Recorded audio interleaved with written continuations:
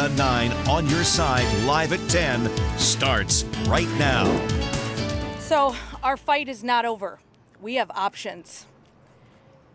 But it is time for us to get back to our students and back into our classrooms.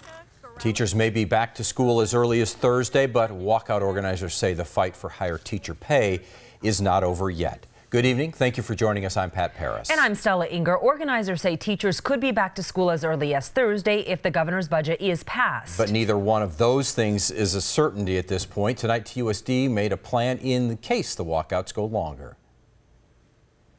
Now, the TUSD governing board unanimously passed a long-term plan that includes a non-paid closure. A packed room tonight at the Tucson Unified School Board meeting as many teachers expressed their opinion on the district closure. I'm a preschool teacher at Cragen Elementary. And I'm a science teacher at McGee Middle School. TUSD now in a state of temporary closure. The district superintendent, Dr. Gabriel Trujillo, unveiled a resolution with 5 key points. It's a non-paid closure. High schools will hold graduation as scheduled. TUSD food service, breakfast and lunch will continue through the closure. TUSD childcare programs will continue through the closure, and the superintendent will determine when school will resume. And I am so incredibly grateful to the teachers. A parent of a TUSD senior says she was in favor of this resolution. I thought that there was a great deal of concern expressed for every group that was going to be affected by the decision. A TUSD teacher agreed and believes this is the best way to handle the school closure. If the budget gets passed tomorrow, I will do whatever our teachers vote to do as a whole. If our teachers as a whole across the state vote to go back to school when the budget gets passed, and I will join them because we are together in solidarity. Priscilla Casper, KGUN 9 on your side. The plan states any closure days will be added to the district calendar to make up instructional time. Some schools will stay closed tomorrow for what could be the last day of the walkout, but others plan to open. Tanca Verde, Mama San Manuel, Saurita, and Santa Cruz Valley schools will be open tomorrow. Now, Marana, Amphi, and Sierra Vista schools plan to reopen on Thursday. And lawmakers at the state capitol today working to pass that state budget proposal. It includes 10% of the 20% total bump in teacher pay the governor is promising in the next 3 years. But tens of thousands of Arizona teachers say Governor Ducey's plan does not go far enough. I don't think it meets it yet, no, absolutely not, but I think it's a step in the right direction, but this is only the start. We have to keep going after this. What I want to know is, if I'm not a teacher, why does it say art education on my master's degree? Governor Ducey says the money will come from an improving economy paired with state government running more efficiently. Beyond that, lower Medicaid costs will help create budget room. The state also expects to get $22 million from Medicaid drug rebates, and it plans to impose a higher hospital assessment fee to create another $30 million. Your property taxes could be going up to help fund the new budget plan. TUSD is one of 18 districts in Arizona that spend money to desegregate its schools. Under the new plan, 9 school districts across the state would be wholly responsible for that desegregation money. TUSD would be hit the hardest. Up until now, the burden was spread across the state. That means property taxes are likely to jump in the TUSD area from 10% to much higher. The budget will likely be voted on by the full House and Senate tomorrow.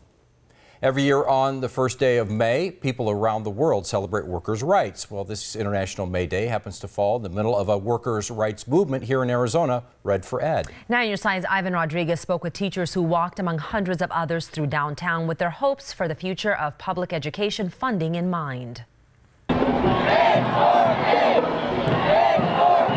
Teachers, faculty, and supporters of the Red for Ed movement marched through the heart of downtown Tucson. As teachers, we're honestly fed up. We're fed up with budget cuts that affect our classrooms day after day. We're fed up that we have to spend over $1,000 every year in our classroom. So in the middle of a walkout, they walked. I think it's important to know that we as teachers walked out for our students, not as we wanted to forget them, but we're doing this to make sure that we have books for them, that we have pencils, that we have working air conditioners. Paul Stapleton Smith with the Pima Area Labor Federation says May Day perfectly represents everything teachers are fighting for. May Day is an exemplary way to honor all of the struggles that working people have had over the last 200 years. But it's to remember that when we stand together and that we really are part of our community because we defend our community. I'm here as a teacher, but I'm also here as a parent. I have a 3-year-old who will start preschool next year. And as we look at the schools and we look at what do we want to do, what kind of community do we want to create, this is the community we want to create, one that values education for every student. Teachers at the march tell me they hope an agreement is reached soon so they can be able to reunite with their students in the classroom. Pat, Stella. Ivan, thank you. And that could come as early as Thursday. Red for Ed organizers today encourage teachers to go back to their classrooms if the governor gets his budget passed. They say going back to school doesn't mean the fight is over. We'll continue to follow protest demonstrations as they continue to happen. And it was actually a nice day for those teachers to get out and show their support for Red for Ed, not like those steamy temperatures last week. Right, relatively cool for us here in Tucson. We were at 81. Phoenix was even cooler with 77 degrees a high there today. Wilcox 81, 74 Sierra Vista, and 75 Nogales. We've cooled even further. We're now down to 67 with cloudy skies. That wind has tapered off somewhat. Single-digit wind speeds now, and our humidity a little elevated as that cold front swings through. It'll bring us a 20% chance for storms. Notice I didn't necessarily say rain. Storms across eastern Pima County this evening. We'll track that in your future cast. And ready or not, here it comes. Our first triple-digit day of the year. We'll enjoy this cool down in the meantime. Erin. Yes. Thank you. An RV leading police on a high-speed chase across California. Why police say it was just too risky to engage this driver. Plus new details about how a massive wildfire started near Flagstaff. Just how much destruction it's causing. You're watching KGUN 9 on your side.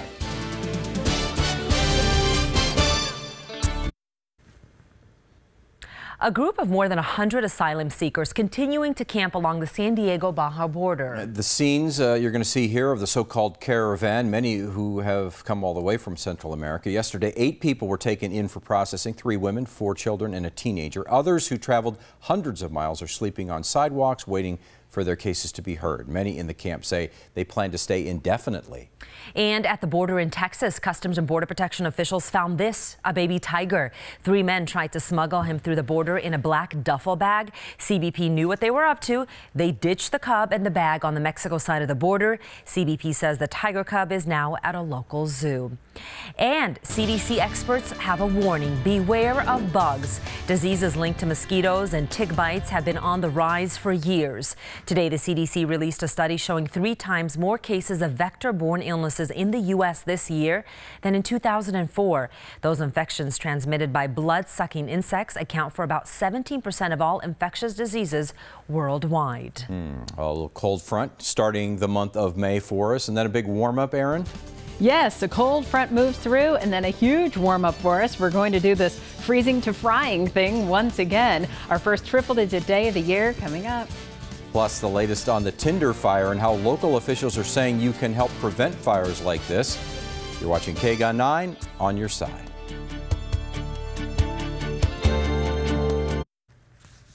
Two children are safe tonight as officials in California look for their father who led them on a chase across the state today. California Highway Patrol officials started chasing this RV in Los Angeles at about 2:30. He led them on an hours-long chase all the way up to Bakersfield, more than 100 miles away. CHP officials say they had to hold back in this case because there were kids involved. When the chase ended, a 3-year-old and an 11-month-old were found safe. Now officials are searching for their father who was driving that RV. New details tonight in the attempted kidnapping of a 9-year-old girl in Midtown over the weekend. Yeah, we are now learning that the suspect seen here, 29-year-old Alonzo Rodriguez, tried to lure the girl out of her bed by telling her he was her dad. Rodriguez then grabbed the girl's arm and tried to pull her out of the window. The suspect was interrupted when the young girl's older sister, who is legally blind, came into the room to find out what was going on. Police say the sister's screaming caused Rodriguez to run away. They used DNA and fingerprints left on the window to identify Rodriguez and arrest him less than 24 hours later. A Tucson fire captain is back on the job tonight despite being attacked while trying to treat an injured man on the west side yesterday. 2 bystanders were at the scene when fire crews arrived and refused to leave the area where the man was being treated. One bystander started threatening the crew and showed a machete before eventually walking away. Then the other man, Jason Coleman, came back. There you see him there, and attacked the captain. The rest of the crew was able to fend off the man. Coleman is in the Pima County Jail on $10,000 bond. Tonight, the tinder fire is still raging south of Flagstaff. Officials say it was started by an illegal campfire that someone left burning. That fire now burning more than 11,000 acres in the Coconino National Forest. More than 30 structures have been destroyed so far by the flames. Right now, fire officials say they don't have any containment. And we are seeing serious fires as early as February because of persistent dry conditions. Fire experts say people should understand how easy it is to create just one spark that can touch off a large fire. Obviously, a cigarette butt, an abandoned campfire, but think about tying up tow chains if you're driving so they don't strike asphalt on the road. That can create a spark. Welding outside on a windy day, explosives, recreational shooting. There's a lot of things, and if people would just think about that and be really careful to not cause that spark, that could make all the difference. Yeah, and just to reiterate, southern Arizona just came under tougher stage 2 fire restrictions. So that means no campfires, no smoking unless you're in a building or a closed car, no shooting a firearm or air guns unless you're a licensed hunter, no fireworks, and no welding. Now, KGUN 9 on your side. First warning weather brought to you by Casino del Sol, the soul of Tucson. It has been so dry. It just no wonder that we're now at stage 2 with the fires. Right. Yeah, it's kind of surprised me it's actually taken this long, considering how warm we've gotten so quickly. And of course, we've had those winds to contend with as well. But I don't know about you guys, but I've never really found it to be a good idea to question my mother. How about you? No, especially Mother Nature. You know where I'm going with this, Stella. You are reading my mail, girl. Yeah, Mother Nature, I don't know. We've got some big swings here. I get that. And who am I to question you? But I think you're a little confused, or at least it's certainly going to feel like it here over the next couple of days.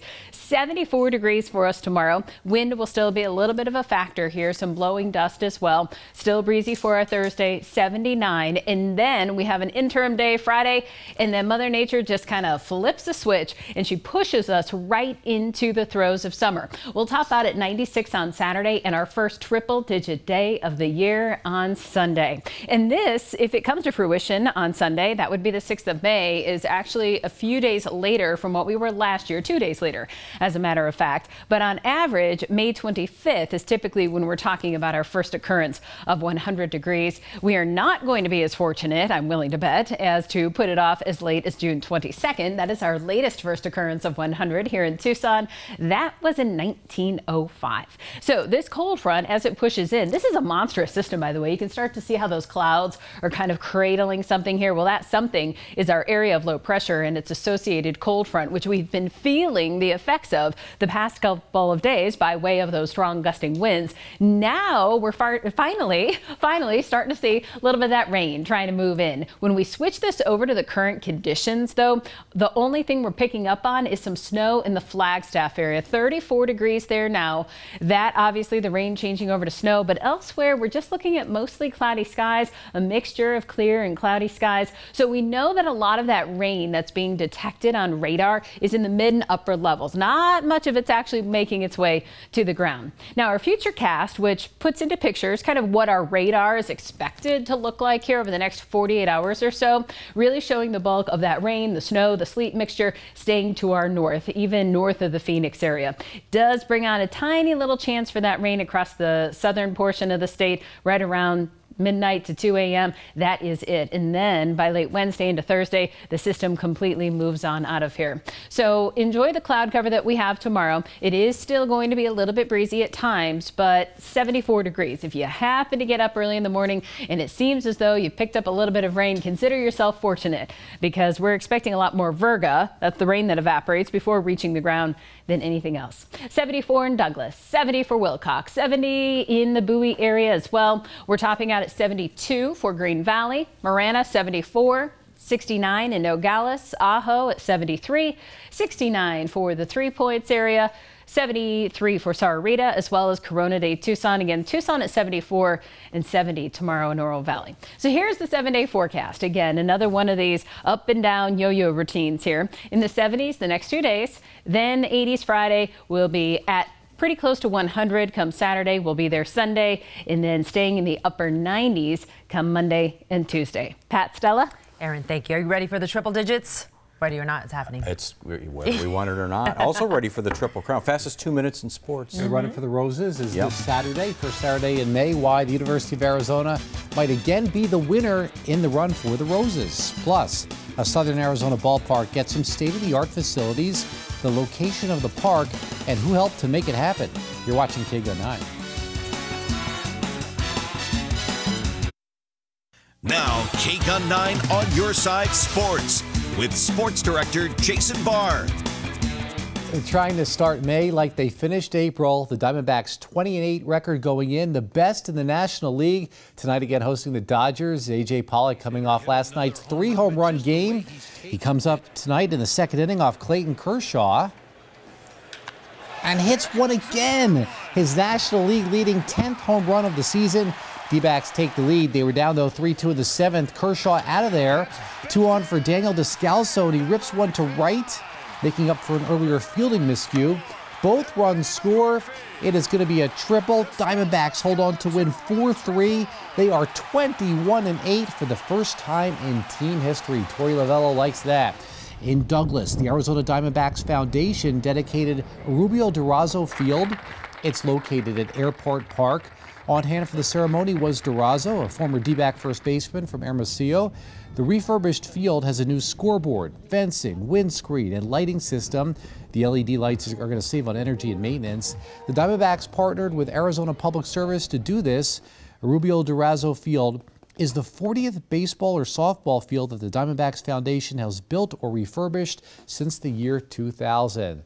Arizona alum Bob Baffert missed today's Kentucky Derby draw. He said he was stuck in the parking lot, but he likes the spot that the favorite to win Justify will start from. Justify is the 3-1 favorite in the race. There he is. He means business. He recently won the Santa Anita Derby. Now, Derby favorites have won the last 5 Run for the Roses. Justify will break from the number 7 post, and that's just fine with Baffert, who didn't want him too close to the rail.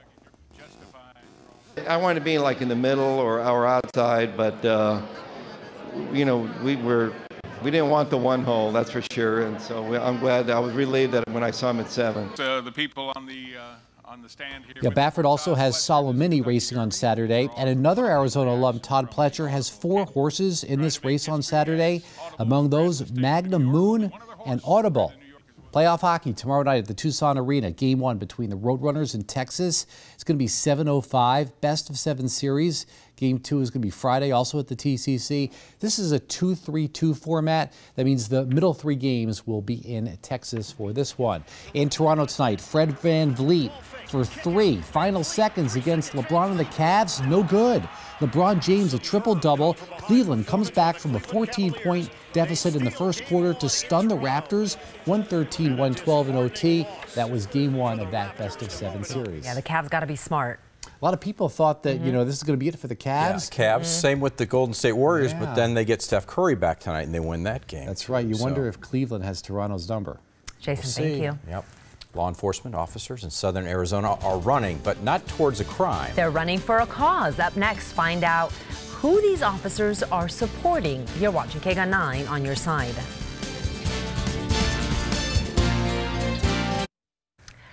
Multiple southern Arizona law enforcement agencies ran for a good cause today. The Torch Run is a campaign to raise support for Special Olympics athletes. Today and tomorrow, different agencies in southern Arizona are carrying the flame of hope through the streets. Today, Sierra Vista, Department of Corrections, and U of A Police carried the torch. Tomorrow, TPD, DPS, and Pima County Sheriffs will take their turn in running the torch for a great cause. And Aaron, they picked good days to do it. Yeah, from a temperature perspective, at least, it did look relatively windy there.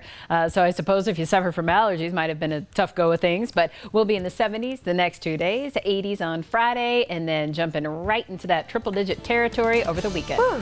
Thanks, Aaron. The hundreds. Thanks, Aaron. Thank you for watching. We hope you have a good night. Enjoy Good Morning Tucson starting at 4:30 a.m.